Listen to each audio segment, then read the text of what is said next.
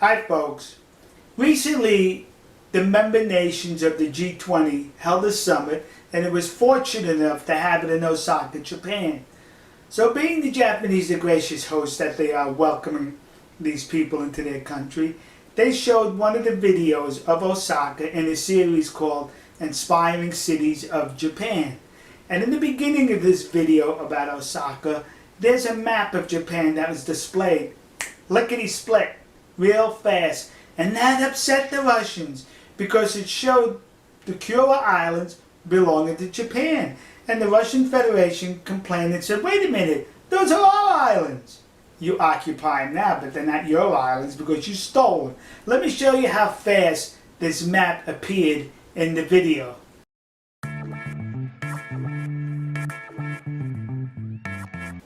Gee!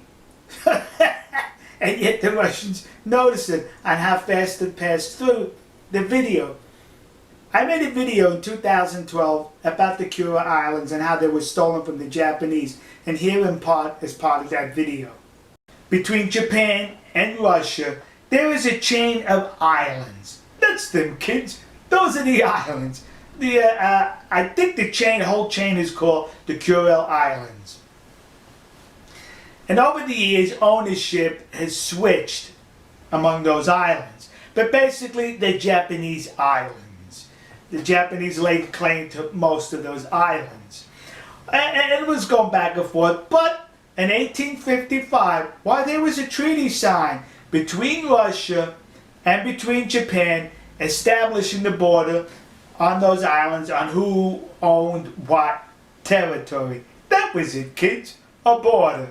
Then in 1875, or was it 1895? No, 1875, another treaty was signed between the two countries, moving the border further north.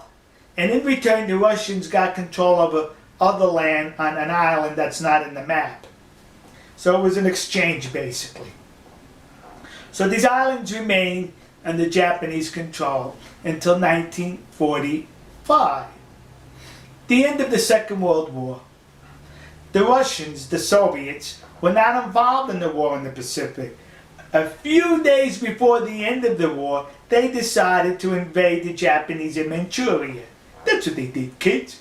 So now, on the 15th of August, 1945, essentially the war was over, a surrender by the Japanese. Not the official surrender, but an announcement of the surrender by the Japanese. A few days after this, the Russians, the Soviets, the commies, they invaded the Kuril Islands. That's what they did. They stole the islands. Hey, wait a minute. The war was over. Not as far as the commies were concerned. They stole the islands from the Japanese. There were 17,000 Japanese citizens and residents on those islands, and the Russians shipped them to Japan at Hokkaido, which is the northernmost big island of Japan. So they got rid of the Japanese off the islands, and to this day, the Russians still say, those are our islands. Who cares if we stole them? They're ours. See? All you need to know, you just heard in that video. Those islands belong to Japan. They were stolen by the commies in 1945 by Uncle Joe, Joe Stalin, affectionately called Uncle Joe by the American news media, because we know the American news media has a love affair with commies, dictators, and thugs. The Kuril Islands belong to Japan, and forever shall they show those islands as being Japanese. We'll see you. God bless you. God bless America. God bless the nation you happen to be. And God bless our good friends and trusted allies in the land of the rising sun, Nihonkoku, Japan. See ya. Ha ha ha ha ha!